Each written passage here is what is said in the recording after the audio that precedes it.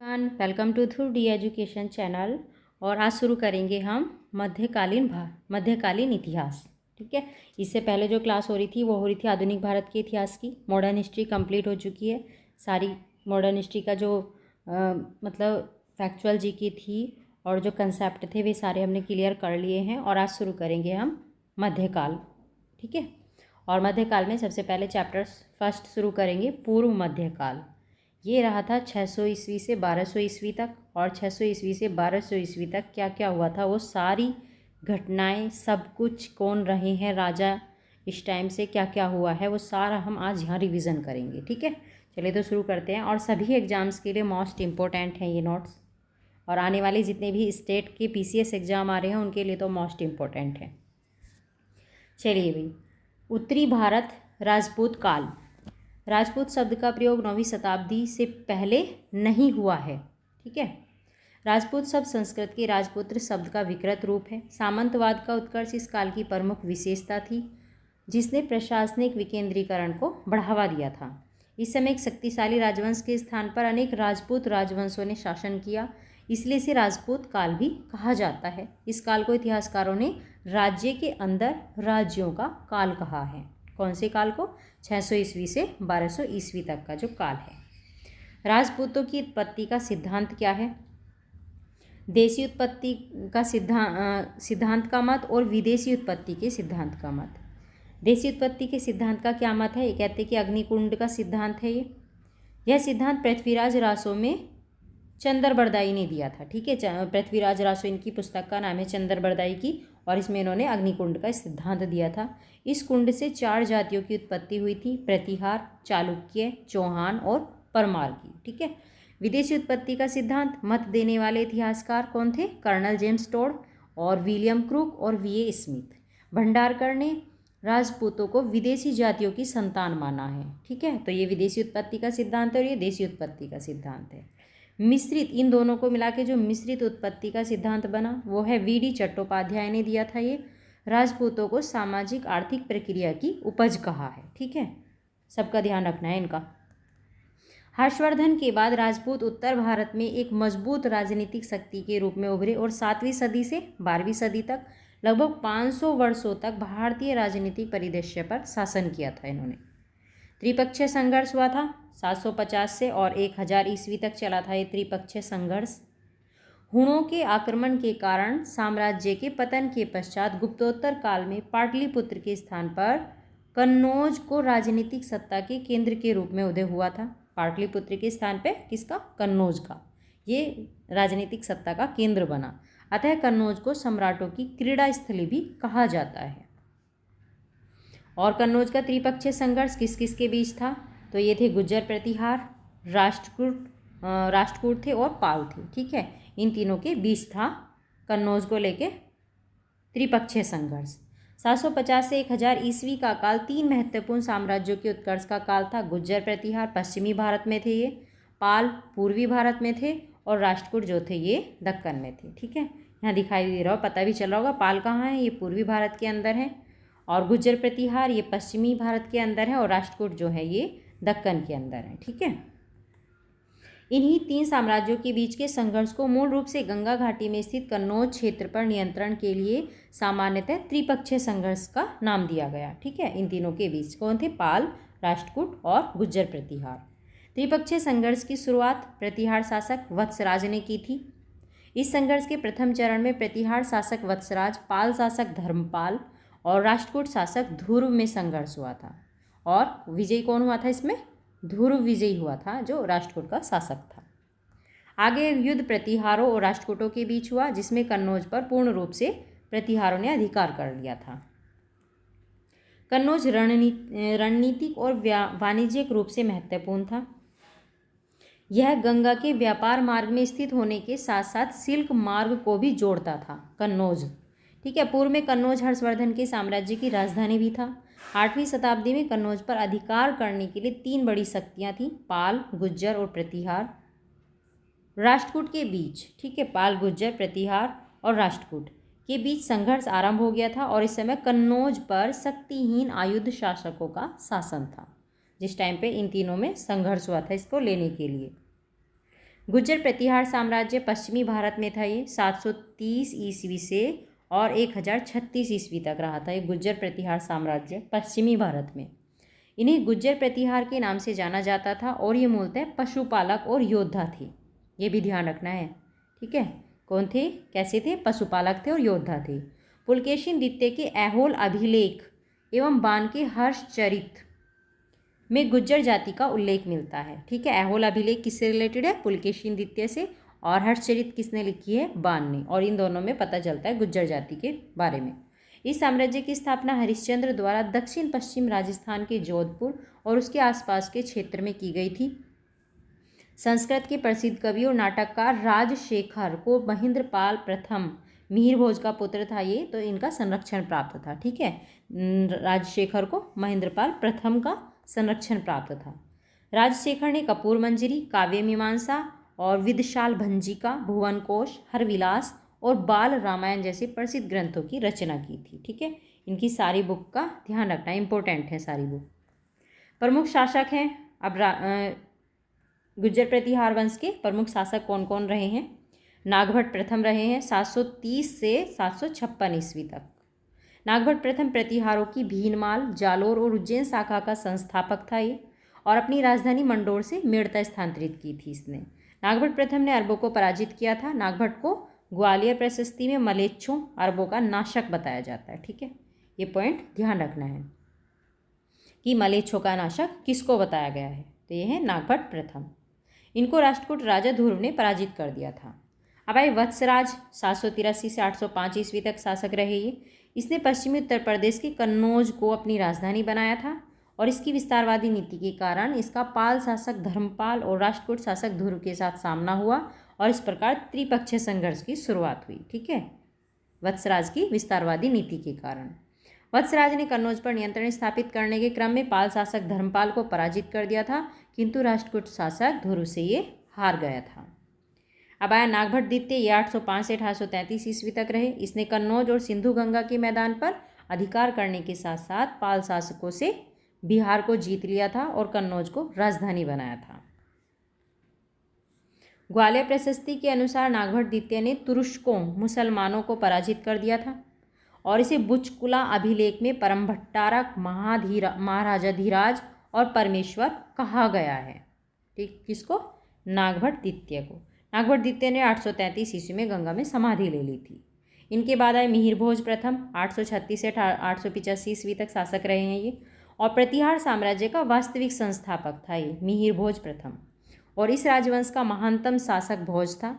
इसकी जानकारी कड़हन और अरब यात्री सुलेमान के वृत्तांतों से पता चलती है, ठीक है। तो प्रतिहार साम्राज्य का वास्तविक संस्थापक कौन था? मिहिर भोज प्रथम। अरब यात्री सुलेमान कहता है कि मिहिर भोज के पास एक विशाल आसू सेना है और यह इस्लाम का बड़ा शत्रु है। इसका साम्राज्य समृद्ध है, राज्य में चोरी नहीं होती है, ठीक है। ये किसने कहा था? सुलेमान ने बताया था मिहिर भोज के शासनकाल के बारे में। मिहिर भोज के ग्वालियर अभिलेख से सर्वप्रथम शून्य का भी अभिलेख्य प्रमाण मिलता है। किससे? मिहिर भोज का जो ग्वालियर अभिलेख था। मिहिर भोज पाल नरेश देवपाल राष्ट्रकूट शासक अमोघ वर्ष के सामंत ध्रुव से पराजित हुआ, लेकिन मिहिर भोज ने पाल शासक देवपाल की मृत्यु के पश्चात उसके उत्तराधिकारियों विग्रहपाल और नारायणपाल को भी हरा दिया था। मिहिर भोज ने कृष्ण द्वितीय को नर्मदा नदी तट पर पराजित कर दिया था, और भोज ने आदि वराह तथा प्रभास की उपाधियां धारण की थीं, और ये वैष्णव धर्म को मानते थे, ये जो मिहिर भोज थे, ठीक है। भोज ने द्रम नामक सिक्का भी चलाया था, ये भी इम्पोर्टेंट है। इसने अपनी राजधानी कन्नौज में ही बनाई, जिसे महोदया के नाम से जाना गया, ठीक है। महेंद्रपाल प्रथम 885 से 910 ईस्वी तक शासक बने ये, और इसके दरबार में राजशेखर निवास करते थे। यह राजगुरु थे, और इन्होंने महेंद्रपाल को निर्भयराज रघुकुल तिलक कहा। राजशेखर ने नर्मदा नदी को आर्यव्रत और दक्षिणापथ की सीमा माना था, ठीक है। महिपाल प्रथम 912 से 943 ईस्वी तक रहे। इनके समय बगदाद निवासी अल मसूदी आया था भारत, और इनकी पुस्तक थी मुरुजल जहाब। किसकी? अल मसूदी की। इसके समय में गुर्जर प्रतिहार साम्राज्य का विघटन हो गया था, और इस वंश का अंतिम शासक यशपाल था। ये 1036 ईस्वी में बना था। हेनसांग ने गुर्जर राज्य को पश्चिमी भारत का दूसरा सबसे बड़ा राज्य कहा है। अब आए गहड़वाल वंश। गुर्जर प्रतिहारों के पतन के बाद चंद्रदेव ने 1080 से 1085 के मध्य गहड़वाल राजवंश की नींव कन्नौज में रखी थी। ठीक है, गहड़वाल राजवंश किसने रखी थी इसकी नींव? चंद्रदेव ने। ठीक है, ये ध्यान रखना। गहड़वाल वंश के शासकों की वंशावली का उल्लेख त्रिचिनापल्ली के गंगई कोंडचोलपुरम से प्राप्त अभिलेख में मिलती है, जिनकी शासकों की वंशावली है। गोविंद चंद्र 1114 से 1155 ईस्वी तक रहे शासक। इसके दरबार में लक्ष्मीधर जैसे विद्वान रहते थे, जिसने कृत्यकल्पतरु नामक ग्रंथ की रचना की थी। इसका ध्यान रखेंगे, कृत्यकल्पतरु नामक ग्रंथ की रचना किसने की? लक्ष्मीधर ने। इनकी पत्नी कुमार देवी ने सारनाथ में धर्मचक्र जिन विहार बनवाया था और इसने विविध विद्या विचार वाचस्पति की उपाधि धारण की थी। किसने? गोविंद चंद्र ने। विजय चंद्र आए इसके बाद 1155 से 1170 ईस्वी तक, और इसने जौनपुर में अटाला देवी के मंदिर का निर्माण कराया था। विजय चंद्र ने। जयचंद आए 1170 से 1194 तक। इस वंश का अंतिम शक्तिशाली शासक था ये, और इसने एक राजसूय यज्ञ किया था। जयचंद ने कवि श्री हर्ष को संरक्षण प्रदान किया था और इन्होंने निषेध चरित की रचना की थी। किसने? हर्ष ने। और किसके दरबार में थे ये? जयचंद के। जयचंद चंदावर के युद्ध में मोहम्मद गोरी से 1194 ईस्वी में पराजित हो गया था। चंदावर के युद्ध में इस वंश का अंतिम शासक हरिश्चंद्र था, और गढ़वाल शासकों ने मुस्लिम व्यापारियों पर मल्लकर नामक कर लगा दिया था।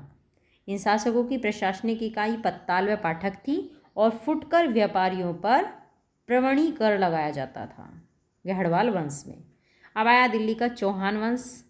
7वीं शताब्दी में वासुदेव ने चौहान वंश की अनेक शाखाओं में से एक शाखा शाकंभरी में स्थापित की थी। ठीक है, वासुदेव ने। 10वीं शताब्दी के प्रारंभ में वाक्यपति राज प्रथम ने प्रतिहारों से अपने को स्वतंत्र कर लिया, और इसके पुत्र सिद्धराज ने अपने राज्य का विस्तार करके महाराजाधिराज की उपाधि धारण कर ली थी। सिद्धराज का उत्तराधिकारी कौन बना? विग्रहराज द्वितीय हुआ। इसने मूल राज प्रथम चालुक्य शासक को पराजित किया, और इसने कच्छ में आशापुरी देवी मंदिर का निर्माण करवाया था। विग्रहराज तृतीय के समय परमारों के साथ चौहानों की मित्रता स्थापित की, और विग्रहराज तृतीय के पश्चात पृथ्वीराज शासक बने।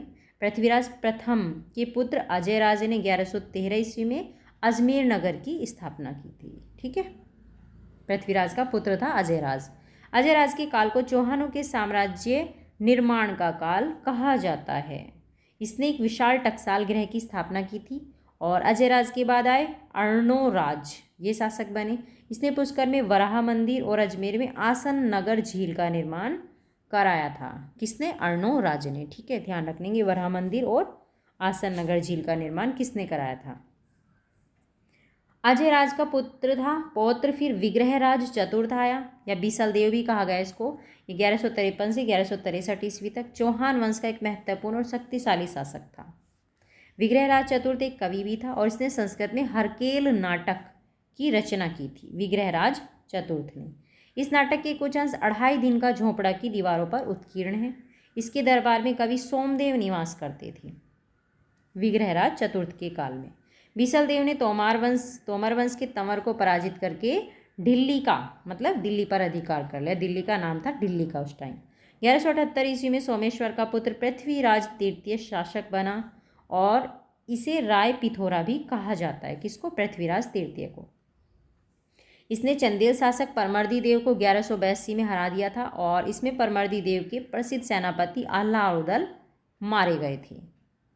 पृथ्वीराज तृतीय को हिंदू गौरव का अंतिम सूर्य कहा जाता है, और इसके दरबार में जयानक, चंद्रवरदाई और विद्यापति जैसे विद्वान रहते थे। ठीक है, अब आए चंदेल शासक। कहाँ थे? बुंदेलखंड में थे, इनका केंद्र बुंदेलखंड था, और स्थापना हुई थी 831 ईस्वी में नन्नुक ने की थी चंदेल वंश की स्थापना। बुंदेलखंड क्षेत्र जेजाक भुक्ति के नाम से भी जाना जाता है। ठीक है, सारे इंपॉर्टेंट पॉइंट हैं ये। प्रमुख शासक नन्नुक को चंदेलों की स्वाधीनता का वास्तविक जन्मदाता कहा जाता है। किसको? नन्नुक को। धंग ने खजुराहो में वैद्यनाथ और विश्वनाथ के मंदिर बनवाए थे, जो धंग शासक थे। विद्याधर 1017 से 1029 ईस्वी तक रहे। विद्याधर के समय गजनवी ने आक्रमण किया था, लेकिन गजनवी ने परास्त नहीं कर पाया। चंदेल कला का केंद्र कौन है? खजुराहो था, और इनका कालिंजर दुर्ग प्रसिद्ध है चंदेल का। ठीक है, खजुराहो के मंदिरों में कंदरिया महादेव का निर्माण विद्याधर द्वारा करवाया गया था। ये इंपॉर्टेंट है, ठीक है, कि कंदरिया महादेव मंदिर का निर्माण किसने करवाया था। चित्रगुप्त मंदिर एक सूर्य मंदिर है ये, और इसका निर्माण चंदेलगढ़ ने कराया था। चंदेलों द्वारा प्रथम मंदिर का निर्माण 64 योगिनी मंदिर है, ठीक है, ये भी चंदेलों के द्वारा ही कराया मंदिर। इस मंदिर का निर्माण पहला मंदिर है जिसका निर्माण करवाया था चंदेलों ने, 64 योगिनी का मंदिर।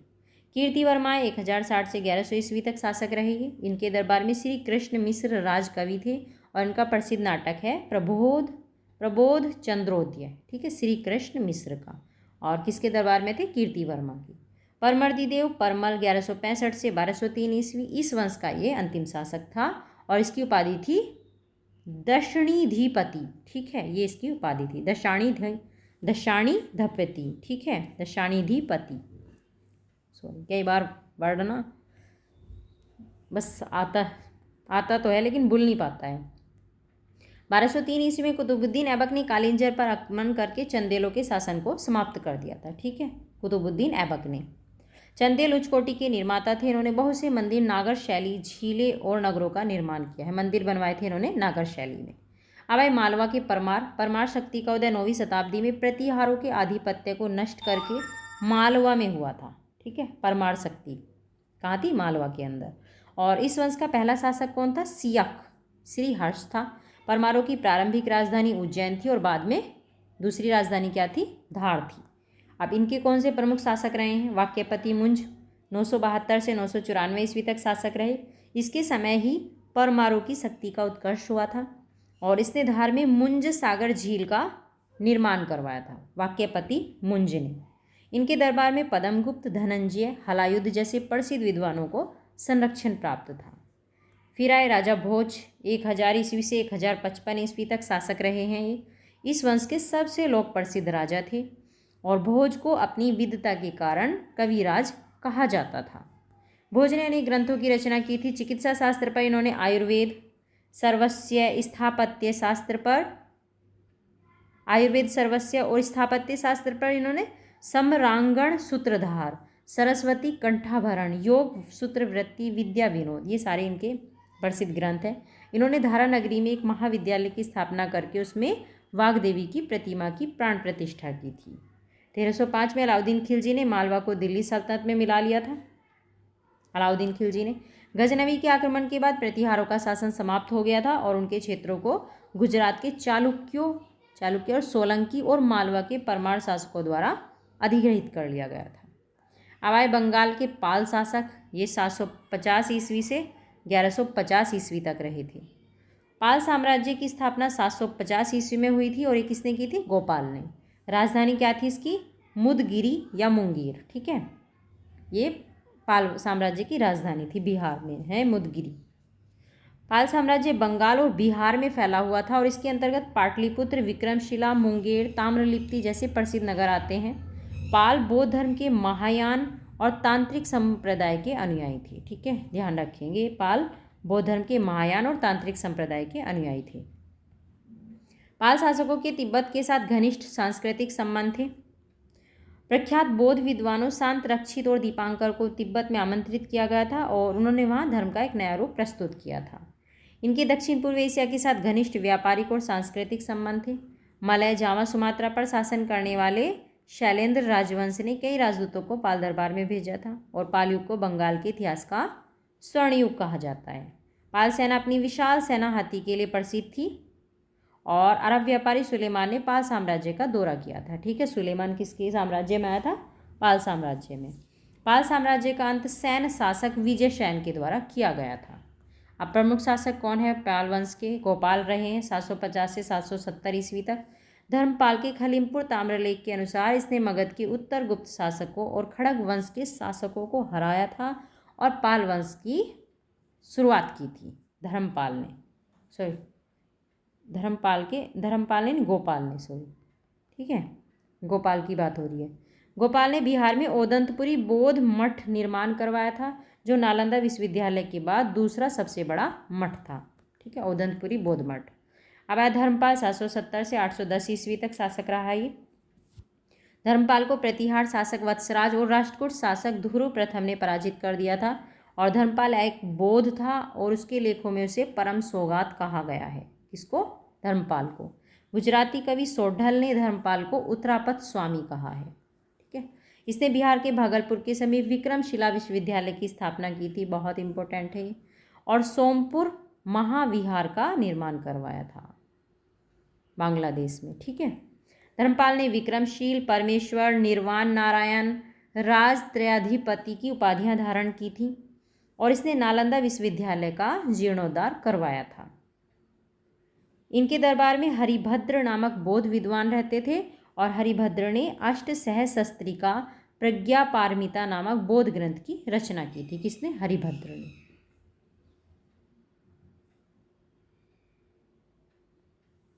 अब आए देवपाल। 810 से 850 ईस्वी तक ये शासक रहे। इसने अपने साम्राज्य का पूर्व की ओर विस्तार किया और असम को अपने राज्य में शामिल कर लिया। देवपाल ने अपने पिता के अनुसार विस्तारवादी नीति अपनाई थी और मुंगेर को इसने अपनी राजधानी बना लिया था। इसके लेखों से पता चलता है कि इसने हुणों, गुज्जरों और द्रविड़ों पर विजय प्राप्त की थी। बौद्ध विद्वान लोकेश्वर शतक के रचयिता वज्रदत्त इसके दरबारी कवि थे। किसके? लोकेश्वर शतक इनकी रचना थी वज्रदत्त की। बौद्ध विद्वान थे। जावा के शैलेंद्र वंशी शासक बालपुत्र देव के अनुरोध पर देवपाल ने उसे नालंदा में एक बौद्ध विहार बनवाने के लिए 5 गांव दान में दे दिए थे तथा वीरसेन नामक बौद्ध विद्वान को नालंदा विहार में अध्यक्ष नियुक्त किया था। देवपाल के दरबार में धर्मपाणि व केदार मिश्र सुयोग्य मंत्री थे। ठीक है। देवपाल के दरबार में थे धर्मपाणि और केदार मिश्र। अब आए महिपाल प्रथम 980 ईस्वी से 1038 ईस्वी तक। महिपाल प्रथम को पाल वंश का द्वितीयक संस्थापक कहा जाता है। पहले गोपाल थे, द्वितीयक इनको कहा जाता है। महिपाल प्रथम ने बौद्ध भिक्षु अतिशा के नेतृत्व में एक बौद्ध प्रचार मंडल तिब्बत में भेजा था। और पाल शैली के चित्रकार कौन थे? धीमान और वीतपाल थे। ये पाल शैली के चित्रकार थे। सैन वंश आया। इस वंश की स्थापना सामंत सैन ने की थी और बल्लाल सैन ने जाति प्रथा को संगठित किया और कुल निवाद नामक सामाजिक आंदोलन चलाया था। लक्ष्मण सैन के दरबार में जयदेव गीत गोविंद के रचयिता हैं ये, और धोई पवन दूत के लेखक हैं, ये रहते थे। ठीक है। ये ध्यान रखना है किसके शासनकाल में थे? लक्ष्मण सैन के। लक्ष्मण सैन वैष्णव धर्म का अनुयायी था। ठीक है। कश्मीर में कारकोट वंश, उत्पल वंश और लोहार वंश ने शासन किया था और कश्मीर के इतिहास का स्रोत कलहन की रचना राजतरंगिणी के अंदर है। कारकोट वंश, इस वंश की स्थापना दुर्लभ वर्धन ने की थी और इस वंश का शक्तिशाली शासक था ललितादित्य मुक्तापीड़। ये कारकोट वंश का सबसे शक्तिशाली शासक था। 725 से 760 ईस्वी तक था और इसे 733 ईस्वी में चीनी शासक के दरबार में एक दूत मंडल भेजा था और इसने कश्मीर के प्रसिद्ध मारतंड मंदिर का निर्माण करवाया था ललितादित्य मुक्तापीड़ ने। उत्पल वंश, इस वंश की स्थापना अवंती वर्मन ने की थी और अवंती वर्मन ने कृषि की उन्नति के लिए नहरों का निर्माण करवाया था और दिद्दा कश्मीर की एक प्रसिद्ध महिला शासिका थी। ठीक है। लोहार वंश, इस वंश का संस्थापक कौन था? संग्रामराज था। 1003 से 1028 ईस्वी तक। और लोहार वंश का राजा हर्ष को कश्मीर का नीरो कहा जाता है। लोहार वंश का राजा था हर्ष, इसको क्या कहा गया? कश्मीर का नीरो। और इस वंश का अंतिम शासक था जयसिंह। लोहार वंश का 1128 से 1950 ईस्वी तक रहा था ये। फिर आए पाल और प्रतिहार वंश। प्रशासन की प्रकृति केंद्रीय थी इनकी और साम्राज्य को भुक्ति, प्रांत तथा मंडल या विषय जिलों में विभाजित किया गया था। भुक्ति के प्रशासक को ऊपरीक कहा जाता था, जो भुक्ति का प्रशासक था। भुक्ति क्या थे? प्रांत थे। इसका कार्य प्रांत में कानून व्यवस्था बनाए रखना था और राजस्व का संग्रह करना था। ऊपरीक का काम। विषय के प्रमुख को विषयपति कहा जाता था और इसका कार्य था अधिकार क्षेत्र के भीतर ऊपरीक के ही समान। ठीक है। विषय को पटल्ला नामक छोटी इकाई में विभाजित किया गया था, जो विषय थे। और भोगपति या सामंत छोटे सरदार होते थे जो गांवों में अपना अधिपतित्व रखते थे। ठीक है। गांव में इनका अधिपतित्व रहता था। ये पाल और प्रतिहार का प्रशासन बताया इन्होंने। अब आए राष्ट्रकूट। दक्कन में थे ये। 752 से और 973 ईस्वी तक रहे हैं ये। राष्ट्रकूट का अर्थ है राष्ट्र का प्रमुख। ये चालुक्यों के सामंत हुआ करते थे। राजधानी थी इनकी सोलापुर के समीप मान्यखेत या मालखेड़। ये राष्ट्रकूट वंश की राजधानी थी। राष्ट्रकूटों ने वेंगी के पूर्वी चालुक्यों, कांची के पल्लवों, मदुरई के पांड्य शासकों के विरुद्ध संघर्ष किया था। और कृष्ण तृतीय राष्ट्रकूट शासकों में अंतिम महान शासक था। ठीक है, कृष्ण तृतीय। 972 ईस्वी में एकजुट विरोधियों द्वारा राजधानी को जलाकर राख कर दिया गया और इसके बाद राष्ट्रकूटों का अंत हो गया। राष्ट्रकूट शासक अपने धार्मिक विचारों में सहिष्णु थे और उन्होंने शैव संप्रदाय, वैष्णव संप्रदाय और जैन धर्म को संरक्षण प्रदान किया था। किसने? राष्ट्रकूट शासकों ने। शैव को भी, वैष्णव को भी और जैन धर्म को भी। प्रमुख शासक कौन थे भाई राष्ट्रकूट वंश के? तो सबसे पहले आता है नाम दंती दुर्ग का। 753 से 756 ईस्वी तक ये शासक रहे हैं। चालुक्य राजा कीर्ति वर्मन द्वितीय का सामंत था ये, और 753 में इसने राष्ट्रकूट वंश की स्थापना की थी। किसने? दंती दुर्ग ने। कृष्ण प्रथम 756 से 774 ईस्वी तक शासक रहे हैं। इसने अपने साम्राज्य का विस्तार किया और वर्तमान कर्नाटक और कोंकण पर अपना नियंत्रण स्थापित किया। पल्लव साम्राज्य का अंत किया और चट्टानों को काटकर एलोरा के प्रसिद्ध कैलाशनाथ मंदिर का निर्माण भी कृष्ण प्रथम ने ही किया था। ठीक है। ध्रुव 780 से 793 ईस्वी तक शासक रहा। इसने कन्नौज में सफल अभियान का नेतृत्व किया और नागभट्ट द्वितीय, प्रतिहार और धर्मपाल पाल को इसने हरा दिया था ध्रुव ने। अमोघवर्ष प्रथम 814 से 878 ईस्वी तक शासक रहा। इसे दक्षिण का अशोक कहा जाता है। अमोघवर्ष प्रथम को दक्षिण का अशोक कहा जाता है। साथ ही गुप्त शासक विक्रमादित्य के साथ इसकी तुलना की जाती है। मानेखेत में नई राजधानी बनाई थी, वर्तमान मालखेड़े है। ठीक है, वर्तमान मालखेड़ कहा जाता है मानेखेत को। इसने पूर्वी चालुक्यों को हरा दिया था और पड़ोसियों के साथ मित्रतापूर्ण संबंध बनाए थे। इसने कन्नड़ भाषा में कवि, राजमार्ग और संस्कृत में प्रश्नोत्तर रत्न मालिका की रचना की थी और ये जैन धर्म का अनुयायी था। कौन? अमोघवर्ष। ठीक है। कला और संस्कृति कैसी रही है भाई? इस काल में वास्तुकला की द्रविड़ शैली का अत्यधिक विकास हुआ है और जिसका द्वितीय उदाहरण महाराष्ट्र में एलोरा के कैलाशनाथ मंदिर के रूप में देखा जा सकता है। ठीक है, एलोरा का जो महाराष्ट्र का एलोरा का कैलाशनाथ मंदिर है वो कौन सी शैली में बना हुआ है? द्रविड़ शैली में। अन्य महत्वपूर्ण उदाहरण है काशी विश्वनाथ मंदिर, पटदकल। ठीक है, और वर्तमान कर्नाटक के पट्टदकल में जैन नारायण मंदिर है। ठीक है, पटदकल जो है वहाँ पे क्या है? जैन नारायण मंदिर है। दोनों यूनेस्को के विश्व धरोहर स्थल में शामिल है, काशी विश्वनाथ मंदिर भी और जैन नारायण मंदिर भी। महान अपभ्रंश कवि स्वयंभू, उनके पुत्र को राष्ट्रकूट दरबार में संरक्षण प्राप्त था। किसको? ये जो कवि स्वयंभू थे। साहित्य क्या क्या है इनके भाई? ग्रंथ हैं और यहाँ इनके रचयिता हैं। किसने किस ग्रंथ की रचना की है? कवि रहस्य की रचना की है हलायुद्ध ने, और पाशर्वाभ्युदय की रचना की है जिनसैन ने। अमोघ वृत्ति शाक्तायन इसके रचयिता है, और गणित सार संग्रह के रचयिता है महावीरचार्य, और नल चंपू के रचयिता है त्रिविक्रम भट्ट, और विक्रमार्जुन विजय इसके रचयिता है पंपा, और शांति पुराण के रचयिता है पोन्ना। ठीक है, सारे इंपॉर्टेंट हैं, सब याद करने हैं ये। प्रशासन कैसा था इनका? इन राज्यों की प्रशासन व्यवस्था गुप्त साम्राज्य की परंपरा और प्रथाओं पर आधारित थी। राजा प्रशासन का प्रमुख और प्रधान सेनापति होता था। न्याय करने का कार्य भी उसी के हाथ में था, राजा के हाथ में। राजा को सलाह देने के लिए कई मंत्री होते थे जो आमतौर पर उच्च कुल के होते थे, और पद वंशानुगत होता था राजा का। साम्राज्य में कुछ क्षेत्र जो सीधे शासित होते थे प्रशस्ति कहलाते थे, और कुछ क्षेत्र राज्यपालों द्वारा शासित होते थे, उन्हें आंतरिक मामलों में स्वायत्तता प्राप्त थी। प्रशस्ति प्रदेशों को राष्ट्र में, प्रांत और विषय, जिले और भुक्ति में विभाजित किया गया था। ठीक है, राष्ट्र, विषय और भुक्ति में प्रदेशों को। राष्ट्र का प्रमुख राष्ट्रपति होता था और उसका कार्य पाल और प्रतिहार प्रशासन के ऊपरी के ही समान था। जो राष्ट्रपति होता था राष्ट्र का प्रमुख, ठीक है, पाल और प्रतिहार प्रशासन में तो ऊपरी देख करता था उस काम को, और यहाँ राष्ट्रपति। ग्राम सबसे छोटी इकाई थे। गांव का प्रधान महजाना या ग्राम महतारा गांव के बुजुर्गों की मदद से अपने कर्तव्यों का पालन करता था। ये ग्राम महजाना जो था गांव का प्रधान होता था। विद्यालयों, जलाशयों, मंदिरों आदि का प्रबंधन करने के लिए गांव में समितियां होती थी। कस्बों और उनके आसपास के क्षेत्रों में कानून व्यवस्था की जिम्मेदारी कोस्तपाल या कोतवाल की होती थी। ये कानून व्यवस्था बना के रखता था।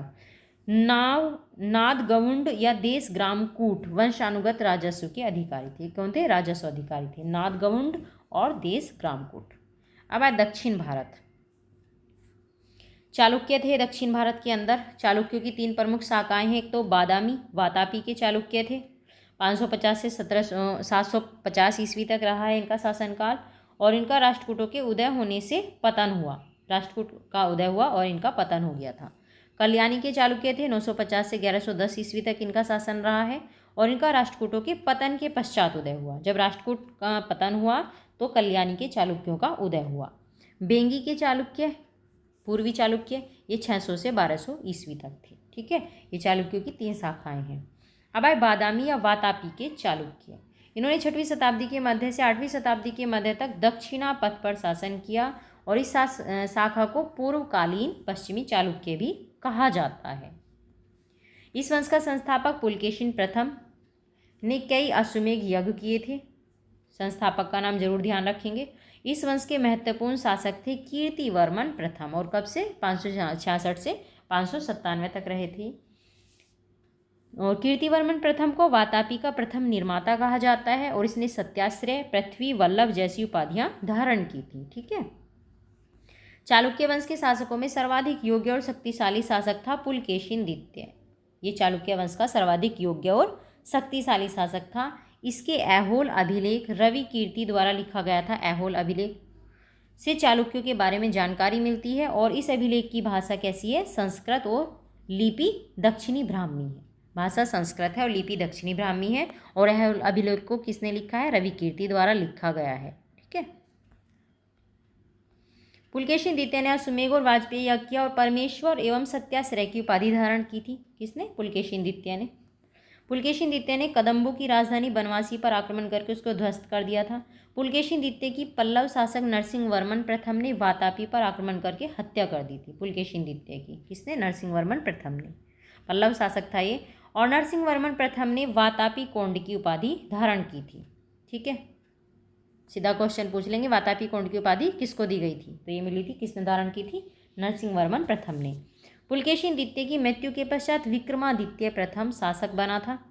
चालुक्य वंश में सबसे अधिक समय तक शासन विजयादित्य ने किया था, 696 से 733 ईस्वी तक। इसने पट्टदकल के विशाल शिव मंदिर का निर्माण करवाया था विजयादित्य ने, और जैन आचार्यों को भी इसने गांव दान में दिए थे। पट्टदकल का विरूपाक्ष मंदिर सबसे सुंदर और आकर्षक है, और ये मंदिर विक्रमादित्य की बड़ी रानी लोक महादेवी ने बनवाया था। विरूपाक्ष मंदिर, ठीक है, किसने निर्माण करवाया था इसका? लोक महादेवी ने। अंतिम चालुक्य शासक थे कीर्तिवर्मन द्वितीय। ये 745 से 757 ईस्वी तक थे, और यह राष्ट्रकूटों से युद्ध करते समय मारे गए। चालुक्य शासकों द्वारा जनता की भित्ति चित्र में पुलकेशिन द्वितीय को ईरानी राजदूत फारसी साहब परवेज खुसरो द्वितीय का स्वागत करते हुए दिखाया गया है। कल्याणी के पश्चिमी चालुक्य। कल्याणी के चालुक्य वंश की स्वतंत्रता का जन्मदाता कहा जाता है तैलप द्वितीय को। ठीक है, 973 से 97 ईस्वी तक था ये। और तैलप द्वितीय के बारे में जानकारी मेरुतुंग कृत प्रबंध चिंतामणि से प्राप्त होती है। प्रबंध चिंतामणि किसने लिखी थी? मेरुतुंग ने, और इससे पता चलता है तैलप द्वितीय के बारे में। तैलप द्वितीय के पश्चात सत्याश्रय शासक बना, और इसके पश्चात फिर सोमेश्वर प्रथम शासक बना। इसने अपनी राजधानी मान्यखेत से कल्याणी बना ली थी सोमेश्वर प्रथम ने। सोमेश्वर प्रथम ने त्रैलोक्यमल की उपाधि धारण की थी, और यह कोप्पियम 1052 ईस्वी तथा कुंडल संग्राम 1062 ईस्वी के युद्ध में चोलों से हार गया था, और इसने तुंगभद्रा नदी में डूबकर आत्महत्या कर ली थी सोमेश्वर प्रथम ने। ये ध्यान रखना है, कौन सी उपाधि धारण करी थी इसने? त्रैलोक्यमल की। इस वंश का महानतम शासक था विक्रमादित्य षष्ठम। ये 1076 से 1126 ईस्वी तक शासक रहा है, और इसकी राज्यसभा में विक्रमांक देवचरित के रचयिता बिलहन और मिताक्षरा के रचयिता थे विज्ञानेश्वर। ये दोनों विक्रमादित्य 6th के दरबार में रहते थे। ठीक है, 1076 ईस्वी में राज्यारोहण के समय विक्रमादित्य षष्ठम ने चालुक्य विक्रम संवत चलाया था 1076 में। इस वंश का अंतिम शासक सोमेश्वर चतुर्थ था।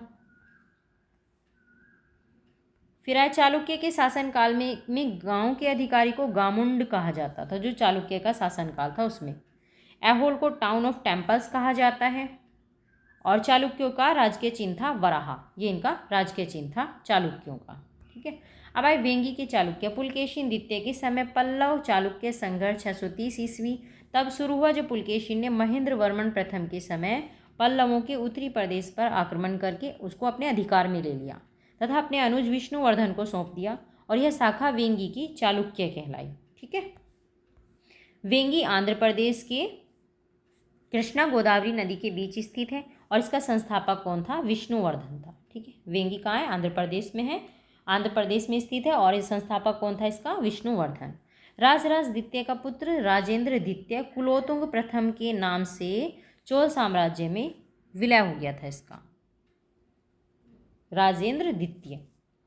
चालुक्य संस्कृति कैसी थी? चालुक्य शासकों ने परमेश्वर, सत्याश्रय, परम भट्टारक, परम भागवत, श्री पृथ्वी वल्लभ नामक उपाधियां धारण की थीं और इनके केंद्रीय पदाधिकारी विषयपति, महासंधि विग्रहिक और महंत्राधिकारिन और ग्रामकूट आदि थे। ये सब इनके क्या थे? केंद्रीय पदाधिकारी थे। चालुक्यों का राजकीय चिन्ह क्या था?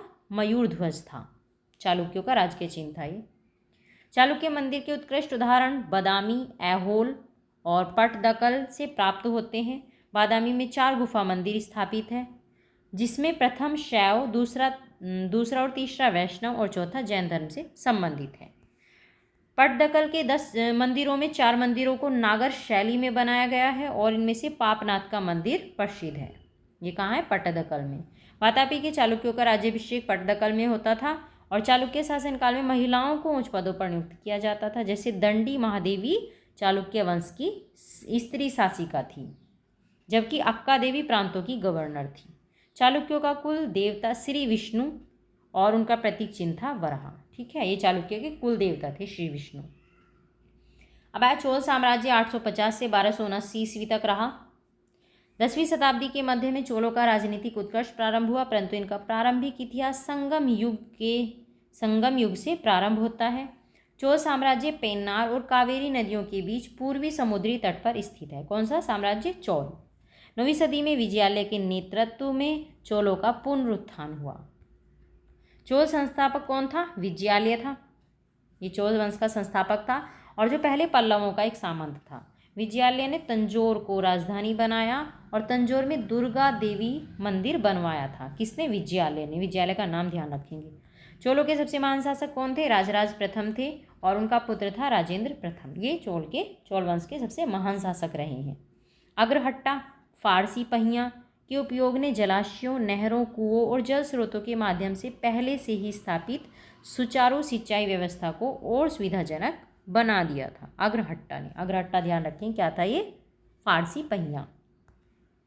अब आदित्य प्रथम 871 से 907 ईस्वी तक रहे हैं। इसने तोंड मंडलम पर आक्रमण करके अंतिम पल्लव शासक की हत्या कर दी और तोंडे नाडु और नरकेसरी की उपाधि धारण की थी आदित्य प्रथम ने। इस प्रकार इसने चोलों की पूर्ण स्वतंत्रता दिलाई थी। किसने? आदित्य प्रथम ने। अब परांतक प्रथम 907 से 950 ईस्वी तक रहे और इसने 915 में बेलूर के युद्ध में पांड्य राजा राज सिंह द्वितीय और श्रीलंका का राजा कश्यप पंचम की सेना को हरा दिया था। 949 ईस्वी में राष्ट्रकूट नरेश कृष्ण तृतीय ने तकोल्लम के युद्ध में परांतक प्रथम को हरा दिया था। ठीक है। ये ध्यान रखना, तकोल्लम का युद्ध कब हुआ था? 949 में हुआ था और एक कृष्ण तृतीय ने हरा दिया था इसमें परांतक को। परांतक प्रथम के समय में उत्तर मेरूर के अभिलेख से चोल स्थानीय स्वशासन की जानकारी प्राप्त होती है। ठीक है। उत्तर मेरूर अभिलेख किससे रिलेटेड है? चोल स्थानीय स्वशासन से। राजराज प्रथम 985 से 1414 ईस्वी तक शासक रहे हैं। महान चोल शासक थे ये, जिसने दक्षिण भारत के बड़े क्षेत्र में चोल साम्राज्य का विस्तार किया था और इसकी उपाधियां थी मुंडी चोल मंडलम, जयकोंड और शशिपाद शेखर। ये इनकी उपाधियां थीं। इसने चेड़ शासकों, पांड्य शासकों को हराया था और मालदीव को भी हरा दिया था। शैलेंद्र शासक मलय प्रायद्वीप के विरुद्ध नौसैनिक अभियान किया था इसने और इसने चोलों में सर्वप्रथम स्थायी सेना और जल सेना का गठन किया था। राजराज प्रथम ने अपना एक दूत चीन भेजा था और राजराज प्रथम ने केवल उत्तरी श्रीलंका को जीता था जबकि संपूर्ण लंका को राजेंद्र प्रथम ने जीता था। ठीक है। चीन के साथ व्यापार बढ़ाया था इसने। 1010 ईस्वी में तंजावुर में शिव को समर्पित राजेश्वर मंदिर, जिसे बृहदेश्वर मंदिर भी कहा जाता है, इसका निर्माण करवाया था। ठीक है। राजेंद्र प्रथम ने। राजेश्वर मंदिर या बृहदेश्वर मंदिर चोल साम्राज्य के मौजूदा मंदिरों में सबसे बड़ा मंदिर है ये राजेश्वर मंदिर या बृहदेश्वर मंदिर, और 1987 में यूनेस्को का विश्व विरासत स्थल में भी इसको शामिल कर लिया गया है। यह द्रविड़ वास्तुकला शैली का उत्कृष्ट उदाहरण है और नई राजस्व प्रणाली विकसित की जिसमें भूमि का सर्वेक्षण करके राजस्व का आकलन किया जाता था। इसलिए इन्हें उल्कुदय पेरुमल, धरती को नापने वाले की उपाधि भी दी गई है। ठीक है, किसको? राजेंद्र प्रथम को। इम्पोर्टेंट है, ध्यान रखना इसका।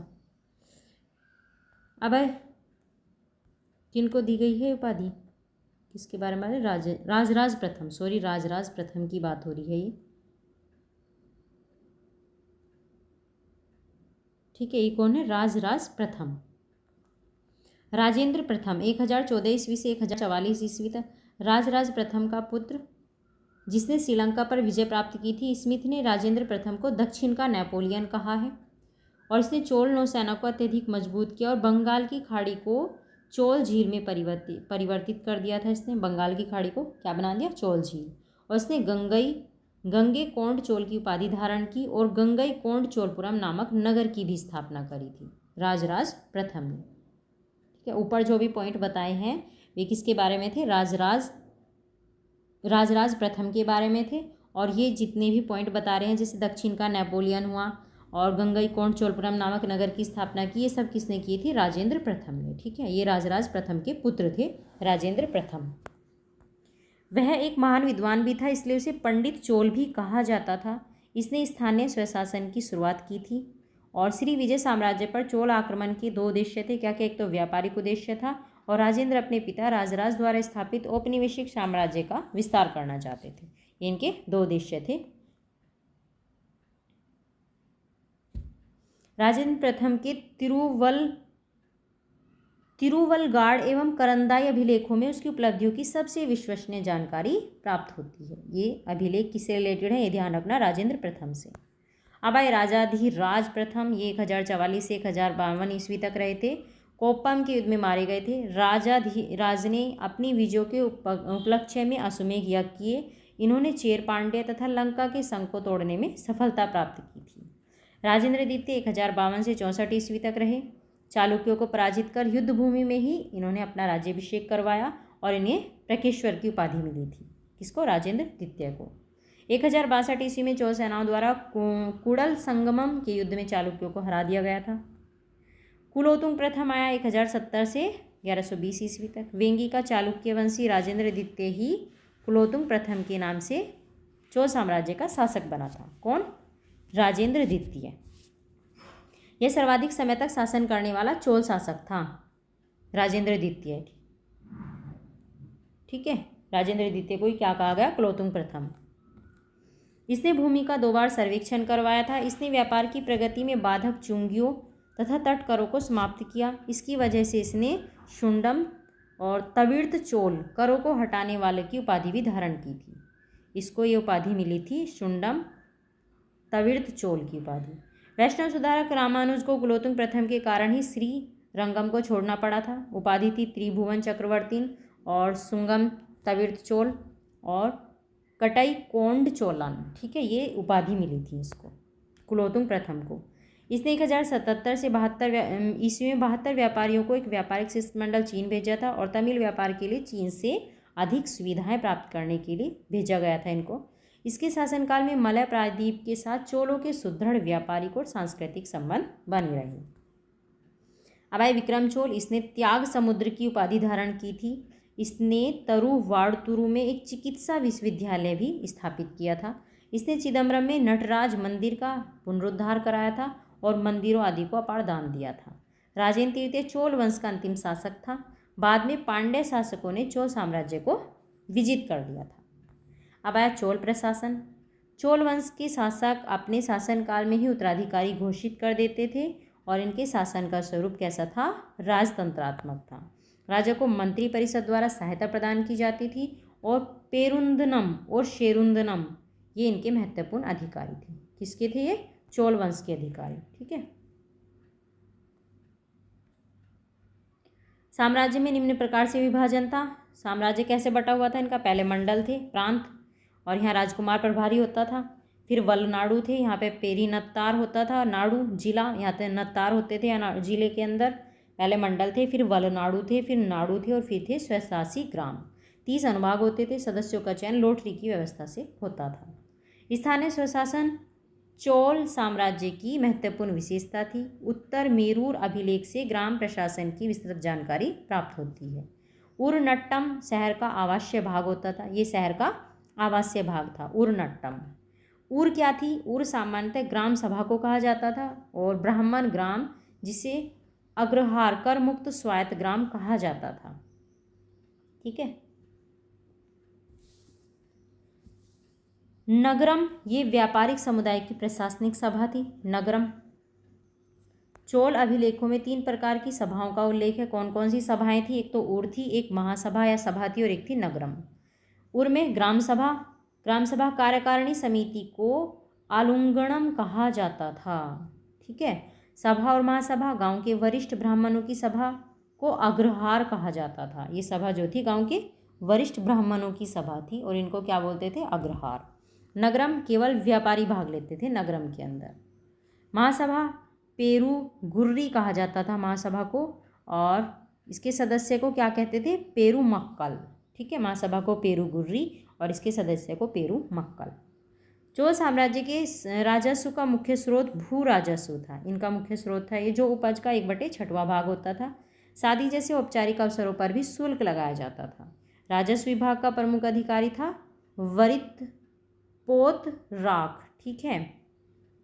वरित पोत राख जो था राजस्व विभाग का प्रमुख अधिकारी था और राजस्व विभाग का रजिस्टर वरी पतोग कंक, ठीक है, कणक कहलाता था। ये राजस्व विभाग का रजिस्टर था। स्थानीय प्रशासन में समितियां थी। कौन कौन सी समितियां थी? एक तो थी समिति को क्या बोलते थे? वरियम और तोट्टावरियम, ये उद्यान समिति थी। पोन्नावरियम स्वर्ण समिति थी। एरिवारियम तड़ाग समिति थी ये, और पंचवारवारियम स्थायी समिति थी, और कोइलारवारियम ये मंदिर प्रबंधन समिति थी। ठीक है। और इन सबके सदस्यों की क्या क्या योग्यता थी? उम्र 35 से 70 होनी चाहिए, 1/4 वेली भूमि का मालिक होना चाहिए और वैदिक मंत्रों का ज्ञाता होना चाहिए। ठीक है। तभी इसके इन समितियों के सदस्य बन सकते थे। अब आए विभिन्न प्रकार के भूमि अधिकार। कारणमयी ये जोत का अधिकार था। कारणमयी इसे 2 भागों में बांटा गया था। कुड़ीनिक्की ऐसे लोग जो पहले से गांव में रह रहे थे, उनके भूमि अधिकारों को समाप्त कर दिया गया था या उनको कम कर दिया गया था। कुड़ीनिंगा ऐसे लोग जिनके भूमि अधिकारों को कम नहीं किया गया था। ठीक है। कुड़ीनिक्की और कुड़ीनिंगा हो गए। मिताची क्या था? उच्च अधिकार युक्त था ये मिताची। अब देखो ये महत्वपूर्ण शब्दावली हैं और इनके क्या अर्थ हैं। ये जो कुड़ी रैचे वगर था, ये कौन था? ये अश्वारोही सेना थी। और कैकोल तेरुमबर्ड वड़ैकार भी कहते थे इसको, और ये कौन थे? राजा के निजी अंगरक्षक थे ये। कड़गम क्या था? सैन्य छावनी थी। और पुरा वुवनिथी नाइक कालम, ठीक है, ये कौन था? राजस्व विभाग था। पेरुवाजिस प्रमुख सड़कें थीं। विलगिल किसको कहा जाता था? धनुधर सेना को। रपड़ईविड़ सेना को कहा जाता था। कुंजीर मल्लर ये गजरोही थे। और बर्ड पैर कोको कोलर ये किसको कहा जाता था? पैदल सैनिक को। और माँ या वेली कहा जाता था भूमि माप की इकाई को। चोलकालीन समाज और अर्थव्यवस्था कैसी थी? जाति आधारित समाज था। पेरियार अछूत थे। वैलाल कृषक थे। ठीक है। कृषक समूह को वैलाल कहा जाता था और जो अछूत थे उनको पेरियार कहा जाता था। सुप्रा क्या था? सुप्रा जाति द्वंद्ववाद का उद्भव।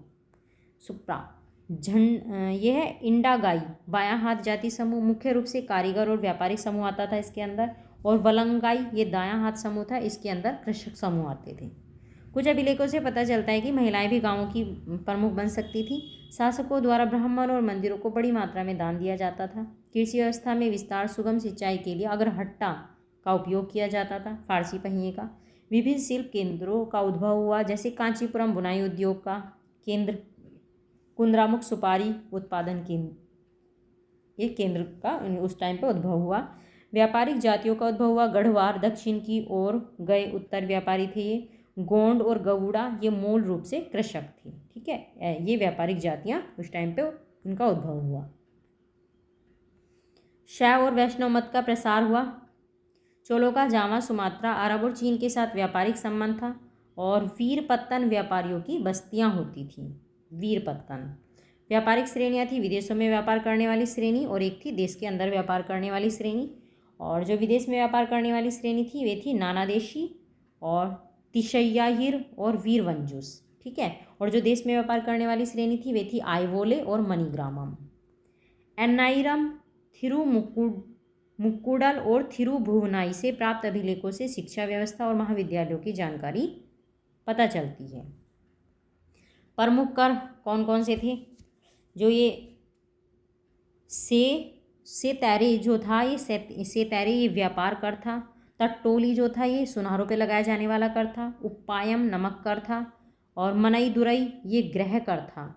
कड़मई सुपारी कर था और पाड़ी कावल जो था ये ग्राम पर कर था, गांव पे जो कर लगता था। कला और वास्तुकला कैसी थी? मंदिर स्थापत्य की द्रविड़ शैली ने चोल काल में अपने उत्कर्ष को प्राप्त किया। चोल शासकों ने विशाल मंदिरों का निर्माण करवाया। उनकी दीवारों पर अपनी उपलब्धियों का वर्णन करने वाले लंबे लंबे शिलालेख उत्कीर्ण किए। ये मंदिर तत्कालीन सामाजिक आर्थिक स्थिति का भी चित्रण करते हैं।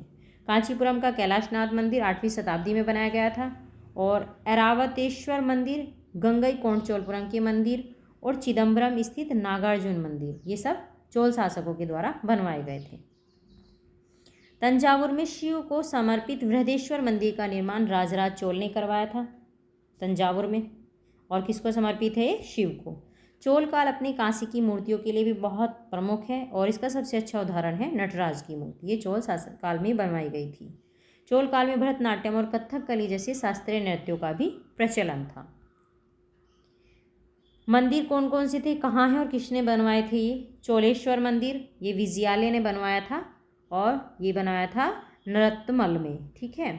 और ऐरावतेश्वर मंदिर ये बनवाया था राजराज द्वितीय ने तंजौर के अंदर। त्रिभुवनेश्वर मंदिर कुलोत्तुंग तृतीय ने बनवाया था त्रिभुवन तंजौर में। और कोरंगनाथ का मंदिर ये परांतक प्रथम ने बनवाया था श्रीनिवासन लूर में। ठीक है, सारे इंपॉर्टेंट हैं। चोल मंदिर की क्या क्या विशेषताएं थी? ये वर्गाकार थे, ऊंचे थे, विमान था इनमें, मंडप, गोपुरम, कलाभूर्ण स्तंभों से ये युक्त थे। नरतलई के चोलेश्वर मंदिर में मंदिर की बाहरी दीवारों को सुंदर भित्ति चित्रों से सजाया गया था। चोल काल में बनी नटराज शिव की कांस्य मूर्तियां अत्यधिक प्रसिद्ध हैं। चोल मंदिरों के विषय में फर्गुसन ने कहा है कि चोल कलाकारों ने दानवों की भांति इनका निर्माण किया और जौहरियों के रूप में इनका विन्यास किया। चोल काल में मंदिरों में ईंटों के स्थान पे पत्थरों का प्रयोग पहली बार किया गया, जिसे मामलपुरम और कांचीपुरम मंदिरों में देखा जा सकता है। यहाँ ईंटों की जगह क्या लगाए गए? पत्थर। दक्षिण भारतीय इतिहास को 3 भागों में बांटा गया है। एक तो कन्नड़ साहित्य, तेलुगु साहित्य और तमिल साहित्य। कन्नड़ साहित्य 10वीं शताब्दी में कन्नड़ साहित्य के त्रिरत्न थे पंप, पोन और रन। ठीक है। पोन ने शांति पुराण, रन ने अजित पुराण और पंप ने आदि पुराण, पंप भारत विक्रमार्जुन विजय की रचना की थी। ठीक है, सबका ध्यान रखना है किसने किसकी रचना की। दुर्गा सिंह ने पंचतंत्र को कन्नड़ चंपू शैली में लिखा था। और 11वीं शताब्दी में नागवर्माचार्य ने चंद्रचूड़ामणि शतक की रचना की थी। किसने? नागवर्माचार्य ने चंद्रचूड़ामणि शतक की रचना की थी। तेलुगु साहित्य के त्रिरत्न थे नन्नय्या, टिक्कन और येरा प्रगड़। ये थे तीनों तेलुगु साहित्य के त्रिरत्न। येरा प्रगड़ ने वन पर्व का रूपांतरण किया था। नन्नय्या को द्राक्षा पाक की उपमा दी गई थी नन्नय्या को। और टिक्कन ने महाभारत के तेलुगु में रूपांतरण किया था। श्रीनिवास अयंगर ने नन्नय्या और टिक्कन की तुलना चौसर और शेक्सपियर से की है। महाभारत के तेलुगु संस्करण की शुरुआत नन्नय्या ने की थी और जिसे तिक्कणा ने पूरा किया था। शुरुआत नन्नय्या ने की थी, पूरा किया था तिक्कणा ने। तमिल साहित्य के त्रिरत्न है कंबन है, ओटकुट्टन है और पुगलेनिध है। कंबन ने तमिल रामायण और ओटकुट्टन ने रामायण के उत्तर कांड की रचना की थी। ठीक है, तमिल रामायण की रचना करी थी कंबन ने और रामायण के उत्तर कांड की रचना करी थी ओटकुट्टन ने। तमिल रामायण तमिल साहित्य का महाकाव्य कहलाती है। ठीक है, तमिल साहित्य का महाकाव्य है तमिल रामायण। पुगलेनिध ने नल दमयंती कथा को नल वेनबा के नाम से अनुवादित किया था। चोल काल तमिल साहित्य का स्वर्ण काल था। ठीक है। थिरुथक्कादेवर और कुंडल केसी द्वारा 10वीं शताब्दी में शिवा का चिंतामणि की रचना की गई थी। इन दोनों ने इसकी रचना करी थी, शिवा का चिंतामणि। जयगोंदर की रचना कलिंगट्टू परानी में कुलोतुंग फर्स्ट के द्वारा लड़े गए कलिंग युद्ध का वर्णन है। जयगोंदर की रचना थी कौन सी? कलिंगट्टू परानी। और इसमें जो कलिंग का युद्ध हुआ था कुलोतुंग फर्स्ट के द्वारा, उसका इसमें वर्णन किया गया है। ओट्टाकुथर द्वारा लिखित है मूवरुला, ये ओट्टाकुथर ने लिखा है, में 3 चोल राज्यों के जीवन का परिचय दिया गया है। कल्लड़ नार द्वारा रचित तमिल व्याकरण कल्लादम, कवि अमृत सागर द्वारा रचित यप्पेरुंगलार, और पावानंदी द्वारा रचित नन्नुल, और बुद्ध मित्र द्वारा रचित विरासोलियम, ये इन सब की रचना चोल काल में हुई थी। भारत पर अरबों का आक्रमण हुआ। अरबों के भारत आक्रमण के विषय में जानकारी किताब फुतुल अल बलदान, ये बिलादुरी ने लिखी थी इसमें, और चचनामा में मिलता है। जो भारत में अरबों का आक्रमण हुआ है उन दोनों के बारे में जानकारी। अरब पहले मुस्लिम आक्रमणकारी थे जिन्होंने भारत पर आक्रमण किया, और इन्होंने मकरान के समतली मार्ग से सिंध में प्रवेश किया था। मोहम्मद बिन कासिम 712 में सिंध पर आक्रमण किया था इसने, और उसने थट्टा के पास स्थित देवल बंदरगाह को अपने अधीन करने का प्रयास किया था। कौन सा युद्ध हुआ था यहाँ? रावर का युद्ध। अरबों ने भारतीय जनजीवन को काफ़ी प्रभावित किया और स्वयं भी प्रभावित हुए। जैसे अरबों ने चिकित्सा, दर्शन शास्त्र, नक्षत्र विज्ञान, गणित और शासन प्रबंध की भारतीयों से शिक्षा ली। और अरब विद्वान भारत ने बगदाद अपने साथ ब्रह्म सिद्धांत और खंड खाद्य पुस्तक लेकर आए थे, जो अरब विद्वान थे भारत में। ठीक है। हिंदू शब्द का सबसे पहले प्रयोग किसने किया था? अरबों ने किया था। हिंदू शब्द का सबसे पहले प्रयोग अरबों ने सिंध में ऊँट पालन और खजूर की खेती को प्रारंभ किया था, और दिरहम नामक सिक्के चलाए थे। किसने? अरबों ने। पंचतंत्र का अरबी भाषा में कलिल वादिमना के नाम से अल बरूनी ने अनुवाद किया था। ठीक है, पंचतंत्र का अनुवाद किया था इन्होंने कलिल वदीमना नाम से अल बरूनी ने। मोहम्मद बिन कासिम ने सिंध वासियों पर जजिया नामक कर पहली बार लगाया था। मोहम्मद बिन कासिम ने। तुर्क आक्रमण हुआ उसके बाद, अरबों के बाद। तुर्क आक्रमण भारतीय इतिहास में एक महत्वपूर्ण घटना मानी जाती है। इन आक्रमणों ने सामाजिक, राजनीतिक, आर्थिक, धार्मिक और सांस्कृतिक रूप से प्रभाव डाला था। मोहम्मद पैगंबर के बाद इस्लाम के खलीफा क्रमशः अबू बकर और उमर, उस्मान और अली थे। ठीक है, पैगंबर के बाद ये इस्लाम के खलीफा थे। खलीफा शब्द को कुरान में प्रतिनिधि के रूप में प्रयुक्त किया जाता है, और इसे पृथ्वी पर खुदा का प्रतिनिधि माना गया है। खलीफाओं की प्रारंभिक राजधानी मदीना थी, और बाद में ये बगदाद बनाई गई। यामनी वंश आया फिर। यामनी वंश का संस्थापक अल्पतगीन था, और इसने गजनी को अपनी राजधानी बनाया। अल्पतगीन का पुत्र था सुबुक्तुगीन प्रथम, ये तुर्की शासक था। इसने भारत पर आक्रमण किया, और इसने हिंदू शाही शासक जयपाल के राज्य पर आक्रमण किया और उसको हरा दिया। सुबुक्तुगीन की विजय से उत्साहित होकर महमूद गजनवी ने 1009 से 1027 ईस्वी तक भारत पर 17 बार आक्रमण किया, और इन आक्रमणों का उल्लेख हेनरी लिएट ने किया है। ठीक है। महमूद के आक्रमण का उद्देश्य भारत में इस्लाम धर्म का प्रचार नहीं, बल्कि क्या था? धन लूटना था। ये इस्लाम धर्म का प्रचार नहीं चाह रहा था यहाँ इंडिया के अंदर, ये चाह रहा था यहाँ से धन संपत्ति ले जाना। महमूद के आक्रमण के समय सिंध का शासक कौन था? जयपाल था, और कश्मीर में शासिका रानी दिद्दा थी, और कन्नौज में प्रतिहार वंश का शासक राज्यपाल था। ठीक है। महमूद के कुछ महत्वपूर्ण अभियान है। मुल्तान का अभियान हुआ था 1004 से 5 ईस्वी में। नगरकोट पर आक्रमण करा था इसने 1012 से 13 ईस्वी में। मथुरा और कन्नौज 1016 से 1018 ईस्वी। गुजरात पे आक्रमण हुआ था 1025 ईस्वी में, और जाटों के विरुद्ध आक्रमण हुआ था इसका 1027 ईस्वी में। ठीक है। जब महमूद ने सोमनाथ मंदिर गुजरात 1025 ईस्वी पर आक्रमण किया तो उस समय वहाँ का शासक भीम प्रथम था। जिस टाइम पे इसने सोमनाथ मंदिर पर आक्रमण करा था तो शासक कौन था गुजरात का? भीम प्रथम था। महमूद के दरबार में अलबरूनी, फिरदौसी और उतबी जैसे विद्वान निवास करते थे। फिर आया गौरी वंश। इसके बाद गौरी वंश का उदय 12वीं शताब्दी में हुआ था। मोहम्मद गौरी का पहला आक्रमण हुआ था 1175 में मुल्तान पर। 1178 में गौरी ने गुजरात पर आक्रमण किया, और इस समय यहाँ का शासक था मूलराज द्वितीय। जिस टाइम गौरी ने यहाँ आक्रमण किया और इसने गौरी को पराजित कर दिया था मूलराज द्वितीय ने। 1191 ईस्वी में तराइन का पहला युद्ध हुआ, और इसमें पृथ्वीराज चौहान ने गौरी को हरा दिया, किंतु गौरी ने तराइन के दूसरे युद्ध में जो 1192 में हुआ था, इसमें पृथ्वीराज चौहान को हरा दिया था। तराइन के द्वितीय युद्ध के पश्चात भारत में तुर्की राज्य की स्थापना हुई। तराइन के दूसरे युद्ध के बाद 1193 ईस्वी में दिल्ली भारत में गोरी की राजनीतिक गतिविधियों का केंद्र बन गई थी। मोहम्मद गोरी ने कन्नौज के शासक जयचंद पर 1194 ईस्वी में आक्रमण करके उसको हरा दिया था। मोहम्मद गोरी ने चंदावर का युद्ध हुआ था 1194 में, जिसमें मोहम्मद गोरी ने जयचंद को हरा दिया था। मोहम्मद गोरी के सिक्कों पर एक और कलीमा गुंदा रहता था और दूसरी ओर लक्ष्मी की आकृति अंकित रहती थी। 1206 ईस्वी में गोरी की मृत्यु के बाद ऐबक ने भारत में नए वंश की नींव डाली थी और जिसे गुलाम वंश या मामलूक वंश कहा जाता था। ठीक है, अब गोरी की मृत्यु हो गई थी, अब आ गया था ऐबक वंश, ऐबक का वंश आ गया था गुलाम वंश। ठीक है, अभी चैप्टर कंप्लीट हो गया है, इसमें हमने पढ़ लिया है 5 सारा। ठीक है, जो पूर्व मध्यकाल है उसके बारे में हमने जितने भी इम्पोर्टेंट पॉइंट्स थे, जितने भी इम्पोर्टेंट शासक रहे हैं, कहाँ कौन सा वंश रहा है, कब, सबके बारे में अच्छे से जानकारी ले ली है। सारे क्वेश्चंस का रिवीजन कर लिया है यहाँ, और हम नेक्स्ट क्लास में पढ़ेंगे गुलाम वंश के बारे में। ठीक है, जितने भी दिल्ली सल्तनत काल है उसके बारे में पढ़ेंगे हम नेक्स्ट चैप्टर में। ठीक है, और सारा ही जितने भी पॉइंट थे सारे ही इम्पोर्टेंट पॉइंट हैं, अच्छे से रिवीजन करेंगे तो एग्ज़ाम के लिए बहुत अच्छा रहेगा। ठीक है, चलिए, धन्यवाद वॉचिंग दिस वीडियो।